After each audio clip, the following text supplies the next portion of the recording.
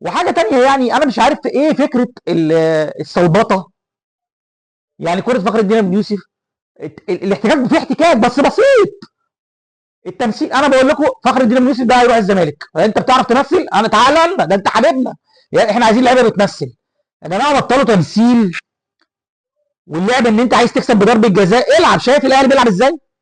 انت شايف الاهلي بيلعب ازاي؟ شايف الروح اللي عند لعيبه الاهلي؟ شايف المجهود اللي بتقدمه لعيبه الاهلي؟ حتى النهارده التوفيق معانا، الكره جت في اخر دقيقه في العارضه. اللعيبه مقدمه ماتش جبار، يعني ما كانش الحمد لله الماتش ما طلعش تعادل. فرساله، عايز تكسب بطل صياعه على الحكام، وكل لمسه ضربه جزاء، ولازم اكسب بضربه جزاء، ولعيب عايز 100 مليون وهو ما بيجيبش غير ضربات جزاء، ولعيب. حبوا فرقتكم، العبوا فرقتكم، سيبكم من امام وكهربا، ما تركزوش مع امام وكهربا. ركزوا شويه مع فرقتكم، ادعموها. ادعموها. سلام.